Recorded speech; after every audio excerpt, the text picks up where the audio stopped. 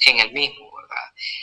No se puede tener un contrato, no se puede celebrar un contrato si no hay acuerdo. Entonces la palabra aquí clave son acuerdos, convenios, donde las partes aceptan derechos o obligaciones frente a un tercero, ¿verdad?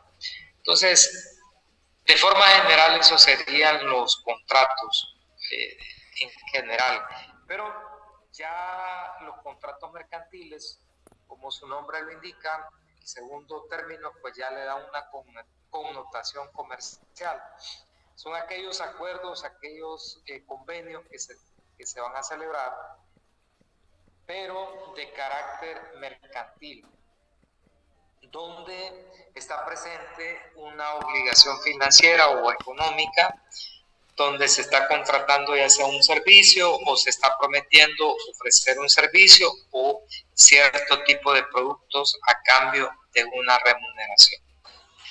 Según el Código Civil dice que contrato esto es una convención en virtud de la cual una o más personas se obligan para con otra u otras de forma recíproca a dar, a hacer o no hacer alguna cosa. Entonces son convenios, ¿verdad? Son consensos a que llegan las personas, pero se plasman en un documento para que no exista duda o no se vayan a salir de los términos que previamente se han negociado, se plasma en un documento.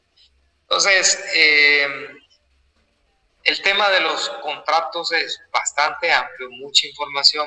Sin embargo, quiero que nos centremos en lo que tenemos en esta presentación. En primer lugar, se nos mencionan los elementos que están presentes en cualquier contrato. Número 1 tiene que ver con el consentimiento. Consentimiento o consenso, pues, hace referencia al acuerdo que se genera entre los que intervienen en un contrato. Se ponen de acuerdo respecto a una determinada situación donde una parte acepta ciertas obligaciones, la otra acepta otras, pero al final del día ambas partes o los que intervienen en el contrato procuran algún beneficio, ya sea un beneficio económico o algún beneficio estratégico. Si estamos hablando de un contrato de crédito, pensemos cuál es el beneficio que va a recibir quien recibe el dinero, pues de repente ese dinero le va a servir para invertir, comprar mercadería, ponerla a la venta y generar ganancias. Pensemos en el banco o quien está prestando el dinero, pues él busca ganar intereses. No lo está haciendo porque es buena gente, lo está haciendo porque quiere ganar. Al final del día, por muy idealistas que seamos, por mucho que queramos transmitir ese mensaje social, todo al final tiene una connotación económica, ¿verdad? Porque nadie va a arriesgar su dinero que de repente está guardadito y lo va a prestar a otro solo porque es buena gente. No, quiere ganar también. Entonces, al final, los contratos son consentimientos, pero que tienen una finalidad de lucro al final, ¿verdad? Luego tenemos otro elemento que se conoce como objeto o la razón por la que se celebra el contrato. Es la razón de ser del contrato. Si hablamos de un contrato de crédito, la razón de ese contrato pues es el dinero que se está prestando al acreditado, que es la persona quien lo recibe, y luego tenemos lo formal. Lo formal se refiere a la solemnidad o a la manera en que se celebra ese contrato mercantil.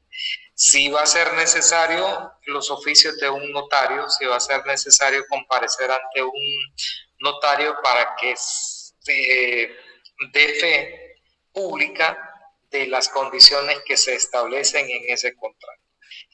Dependiendo qué tipo de contrato sea, pues será necesaria la formalidad o lo formal. Por ejemplo, una una hipoteca. Una hipoteca es un negocio mercantil o puede ser civil, sin embargo, es formal en el sentido de que ustedes no pueden hacer una hipoteca únicamente los interesados, interviniendo únicamente los interesados, es decir, el acreditado y el acreditante. No, tiene que comparecer a ambas partes ante un notario y él da fe, da seguridad, da testimonio de que las personas que se mencionan en el documento en efecto comparecieron ante él y manifestaron su voluntad, que está plasmada en el documento, y que firmaron el documento. A eso pues se refiere la formalidad.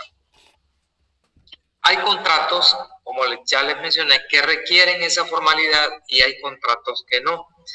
Principalmente aquellos que los sujetos del contrato están sujetos a un registro público, entonces va a ser necesario esa intervención de un notario público.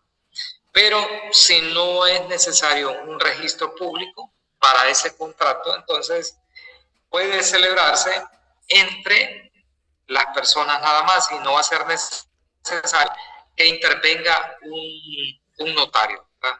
Sino que a nivel privado ustedes buscan una plantilla y elaboran el contrato.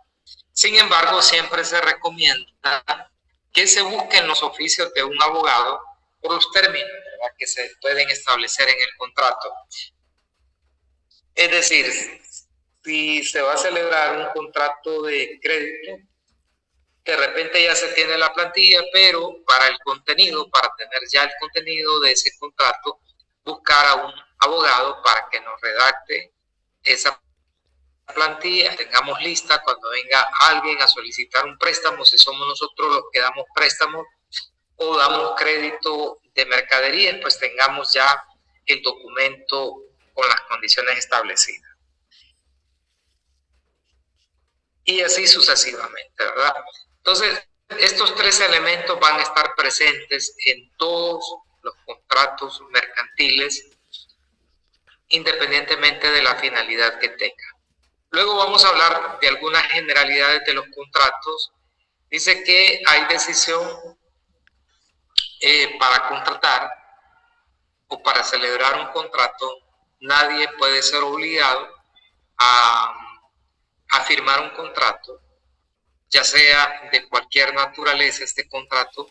No se le puede obligar a ninguna de las partes a que firmen ese documento. Luego dice que las partes pueden determinar de manera libre el contenido de los contratos en los límites legalmente establecidos. Significa pues de que hay libertad para establecer condiciones, lo que ya hemos mencionado, que el derecho mercantil pertenece al derecho privado, porque las personas, los que intervienen en la negociación, tienen la libertad para definir cuáles son las condiciones bajo las cuales van a celebrar ese contrato. Pensemos en un contrato de crédito. Los que firman ese contrato tienen plena libertad para decidir cuál es la tasa de interés que van a fijar. Para el caso, el banco puede establecer una tasa del 40%, y el acreditado acepta esa tasa porque considera que está bien, que lo va a utilizar para negocio y que le va a sacar mayor provecho. Entonces, no hay una ley que le diga al banco no puedes prestar al 40%, sino que tenés que hacerlo al 18%. Hay libertad. Solamente el tema de las tarjetas de crédito sí fue regulado, porque se estaban cometiendo muchos abusos. Habían bancos que tenían tasas de interés del 90%, 84%, 72%. Entonces, en su momento, nuestro presidente Juan Orlando consideró que era algo muy, muy exagerado, ¿verdad? Entonces, determinaron bajar esas tasas de interés, establecer una tasa máxima. Si no recuerdo mal, fue como un 54, que aún es alta, pero para un 80, para un 90 que se venía pagando, pues fue un gran alivio. Entonces, tuvo que intervenir el Estado para poner las reglas del juego porque se estaban cometiendo muchos abusos. Y esto ocurre cuando una de las partes tiene más poder de negociación que la otra. En el caso, si ustedes van a solicitar un préstamo, ustedes no le van a decir al banco, yo quiero un préstamo, pero quiero que me lo deje al 10% o quiero que me lo deje al 8%. Ustedes tienen que aceptar los términos del banco. Si no les parecen esos términos, pues lo que hacen es buscar otro banco. Pero si en el mercado ustedes no encuentran las condiciones que quieran, entonces no van a poder tomar préstamo. Entonces, ¿qué les toca al final? Aceptar las condiciones que les imponga el banco. Entonces, porque ellos tienen más poder de negociación, en el sentido de que ellos tienen el dinero y nosotros lo andamos buscando, entonces no nos queda más que tomar. Será entonces cuestión de poder de negociación, porque por otro lado puede ser de que el banco ceda a las peticiones que le hace algún cliente, porque ese cliente le está solicitando tal vez 100 millones de lempiras y tiene liquidez el banco, tiene plata en su bóveda y no está ganando nada. En lugar de que esté ocioso, entonces dice, no, mejor te lo presto y me vas a pagar lo que vos me estás ofreciendo. De repente el banco sabe hasta dónde puede llegar. Sin embargo, el cliente puede llegar a tener un poquito más de poder de negociación. Pero si vamos nosotros, tal vez vamos a solicitar una cantidad mínima, no vamos a poder influir en el banco para que nos den la tasa que nosotros queremos. Entonces, es bien interesante, pues, cómo opera o cómo funciona la economía. Tenemos algunas situaciones que se consideran como vicios de consentimiento, es decir, donde se manipula alguna de las partes para que pueda firmar o aceptar un contrato con términos o condiciones que no han sido negociadas. Entonces, el primer nivel o el primer vicio de consentimiento se conoce como error. Significa que por error una de las partes estableció una condición que no estaba previamente hablada, sino que se quedó en el documento, tal vez se trabajó el contrato sobre uno ya existente y con el cliente anterior habíamos establecido tal vez una condición como tasa de interés del 20%, pero al cliente le habíamos ofrecido un 18%, se nos va con el 20%. Entonces, eso es un error, porque no es porque el personal del banco haya querido cobrarle un 20%, sino que puro error al momento de redactar el documento. Ese puede ser un tipo de vicio de consentimiento. El otro que sigue, que es dolo, ya en este nivel sí existe mala intención. Yo te prometo que te voy a cobrar un 18%, pero yo voy a hacer, te lo dije de palabra, pero en el documento te voy a poner un 20%. Entonces es como que lo hace premeditado, lo hace con intención. Por esa razón se conoce como dolo. Hay ya un consentimiento por alguna de las partes, está consciente de lo que está haciendo. Sin embargo, la otra persona está siendo como engañada para que firme ese contrato. Luego tenemos otra situación donde se da la violencia. No sé si ustedes han escuchado casos donde se recurre a las amenazas, a la extorsión, para que una de las partes acepte alguna negociación que de repente no es favorable, sino que lo está haciendo, pero por amenazas, porque realmente no le queda de otra, entonces lo está tomando. A ese nivel de vicio, de consentimiento, se le conoce como violencia. Se emplea pues la amenaza y ciertos daños, ya sea a la persona o a sus familiares. Se manipula, como dicen, pues, la otra persona. Luego tenemos otro vicio de consentimiento que puede ser la incapacidad. Aquí una de las partes no tiene las facultades o no está en condiciones como para poder firmar ese contrato, de tal manera que no entiende o no está consciente de lo que está firmando. Puede ser que no pueda leer y solo lo pongan a firmar el documento. Puede ser también que esté bajo los efectos de alguna droga o del alcohol y en ese momento lo hacen firmar. Alguna situación que se parezca, pues, que la persona no esté consciente de lo que va a firmar, sin embargo es manipulada para que lo haga.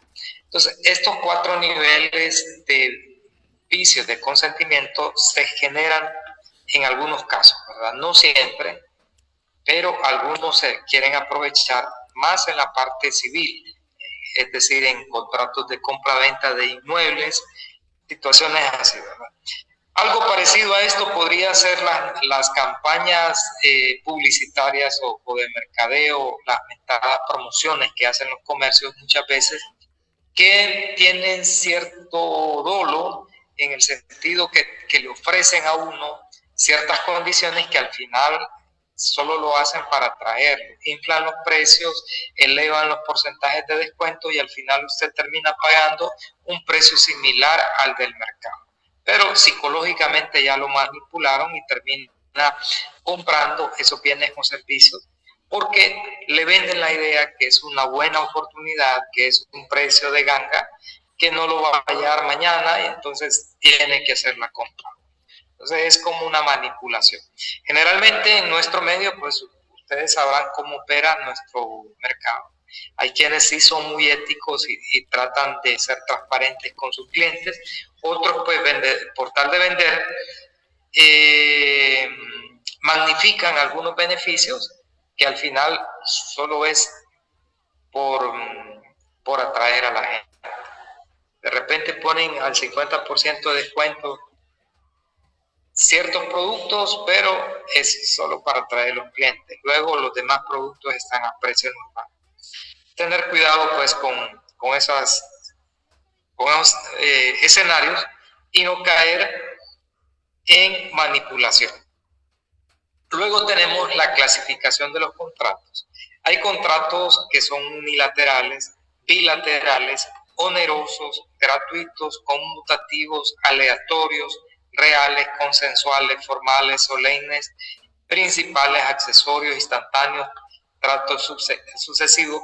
Ustedes lo pueden leer por su cuenta qué significa o a qué corresponde cada clasificación de esas.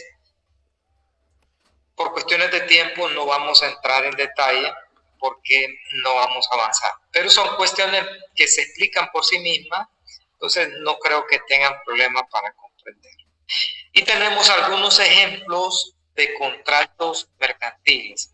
En el artículo 842 tenemos el contrato de depósito mercantil. Solo permítanme un minuto.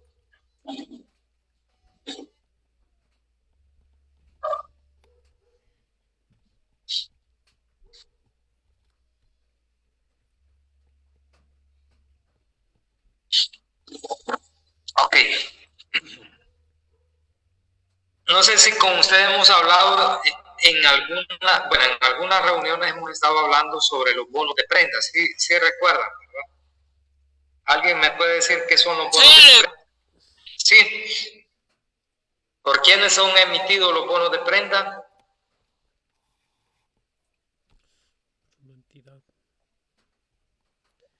Vamos a ver, ¿se acuerdan? Entidad oficial registrada.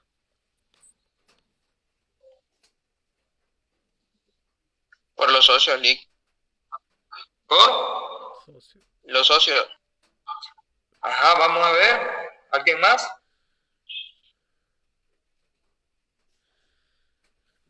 ¿Quiénes emiten los bonos de prenda? Los bonos de prenda son Ok, hablábamos de que empresas de importación. los bonos de prenda son emitidos por los almacenes fiscales, almacenes generales de depósito. Estos almacenes ofrecen el servicio de custodia o de almacenamiento de mercaderías. Hay empresas que importan, otras que exportan, que muchas veces los espacios que tienen en sus instalaciones son muy reducidos y por tal razón requieren los servicios de los almacenes de depósito. No sé si ustedes han echado de Alvesa, Cobalsa. Vamos a buscar uno, solo para darles un ejemplo. Alvesa,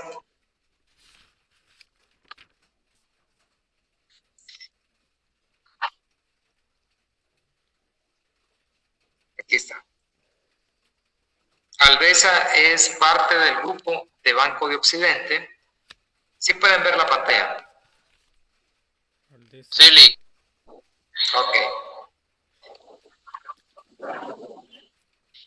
Aquí en este caso tenemos una empresa que se dedica a prestar los servicios de almacenamiento de mercadería.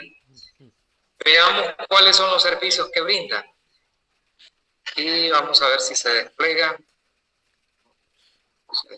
Yo creo que abajo. Aquí están nuestros servicios. Almacén general, bodega habilitada, almacén fiscal, arrendamiento simple, organización, administración, digitalización y custodia de documentos, archivos, servicios integrales de logística. Todos estos servicios los brinda un almacén de depósito. Un almacén de depósito general y fiscal, pues debe de estar autorizado por la Comisión Nacional de Bancos y Seguros. No puede operar una empresa como almacén de depósito sin el consentimiento o sin la autorización de la Comisión Nacional de Bancos y Seguros. ¿Por qué están limitados o supervisados? Porque resulta que estas instituciones van a guardar, van a recibir mercadería por parte de sus clientes y las van a mantener. ¿Qué pasa si cualquier empresa puede recibir mercaderías? Pues puede darse algún fraude. Entonces, la Comisión Nacional de Bancos y Seguros hace auditorías, pide informes a estas empresas como para validar de que en efecto se cumplan los lineamientos que ya se establecieron para la operación de estos negocios. Porque si no, vamos a caer en algunas pérdidas o algunos fraudes. Entonces, los comerciantes que no tienen espacio, como les mencionaba, entregan sus productos, como ustedes pueden ver, hay productos a granel, hay productos que están empacados. Todos estos productos los entregan al almacén, pero bajo las condiciones de un contrato de depósito. Ahí se establecen cuáles son las condiciones bajo las cuales se están entregando las mercaderías, cuáles son las tarifas y todo lo demás. Y a cambio, el almacén le entrega al que está entregando la mercadería un certificado que se conoce como certificado de depósito, pero no es el que entregan los bancos, sino que es un certificado de depósito de mercadería, ¿verdad? Es un documento que hace constar que la empresa fulana de tal entregó ciertas mercaderías para su custodia al almacén. Entonces el almacén entrega ese documento para dar fe y garantía de que se entregó esa mercadería, pero adicional hace entrega de unos títulos valores que recuerdan, los habíamos mencionado, que son los famosos bonos de prenda, que representan la mercadería que está en custodia del almacén. Con ese bono de prenda, los dueños de esa mercadería pueden acudir a un banco y solicitar un préstamo, solicitar un financiamiento y el banco se los va a dar porque tienen la seguridad que la mercadería existe, porque el certificado está emitido por una entidad seria, ¿verdad? Reconocida por la Comisión Nacional de Bancos y Seguros, y que no va a haber ningún problema. Vamos a buscar un ejemplo: bono de prenda. Entonces, el contrato, vamos a poner el nombre, tal vez me sale uno de Aldesa. El contrato da origen a esos bonos que pueden ser utilizados para solicitar financiamientos en otros, con una institución bancaria. Vamos a ver si carga esto. Además, este es de Guatemala. Este es más o menos así. No sé si se puede descargar esto. Pero el documento se descarga. Aquí está la observación. Y esto, como les menciono, está firmado por los representantes del almacén de depósito, y esto lo acepta como garantía para poder estar dinero cuando el dinero es muy limitado en las empresas. Se pueden financiar con las mercaderías que ellos tienen depositadas en estos almacenes de depósito. Hay bastante información sobre los bonos de prenda. Sin embargo, únicamente quiero que comprendamos la dimensión o la utilidad de estos contratos de depósito que se pueden celebrar entre los comerciantes y un almacén. No sé si recuerdan uno de los ejemplos que teníamos, o de los casos que les compartieron para que los leyeran y los dejaran plasmados en un informe. Contemplaba el caso de un almacén, ¿verdad? Fiscal, donde se depositaban mercaderías. Este almacén emite bonos con los cuales puede solicitar préstamos ante el banco. De eso se trata principalmente los depósitos o el contrato de depósito mercantil. Aquí están las obligaciones que tiene el depositario, las obligaciones que tiene el depositante, y cuáles son algunos almacenes de depósito que están en nuestro país. No son muchos, son pocos. Aquí creo que ya no existe, ¿verdad? Que es Aldeconsa, que era del Grupo Continental, ya no existe. Y luego tenemos los contratos de crédito.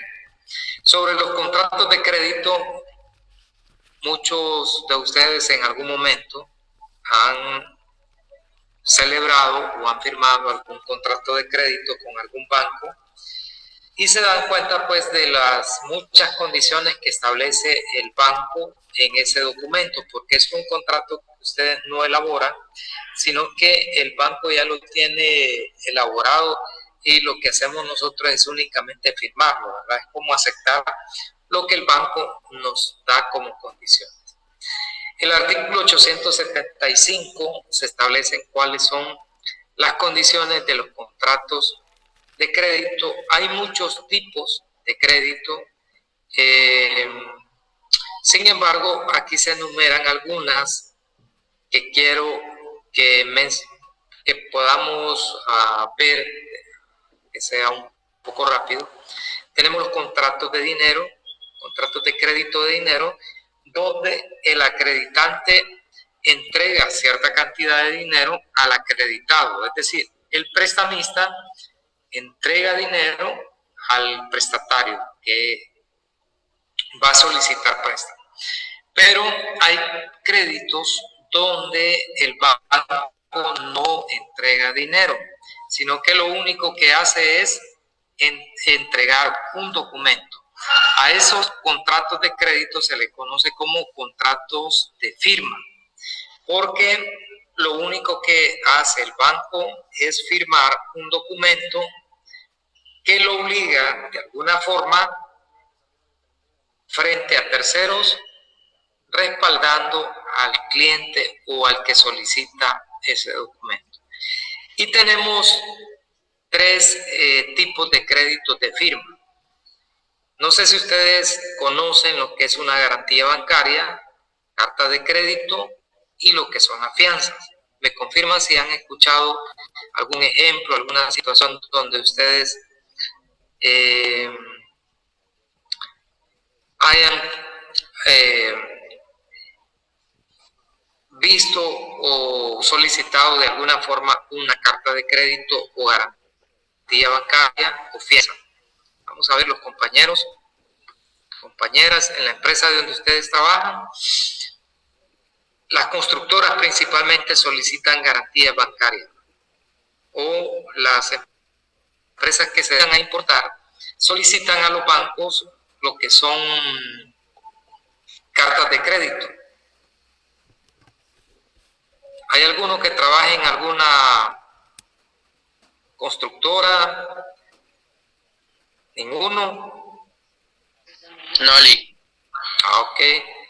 Mire, la garantía bancaria es bastante utilizada en el sector de la construcción, porque hay ciertos momentos que se vuelven críticos donde el dueño del proyecto se siente como desprotegido, en el sentido de que el contratista o el constructor puede actuar de mala fe y ocasionarle cierto perjuicio al dueño del proyecto.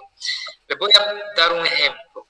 La universidad siempre está construyendo edificios. Aquí en el campus de Cortés están pavimentando las calles internas. Entonces, para ese proyecto tienen que hacer un proceso de licitación. Ya la ley de contratación del Estado pues establece que tienen que hacer procesos de licitación. Licitación es salir afuera o poner de manera pública el proyecto que se va a desarrollar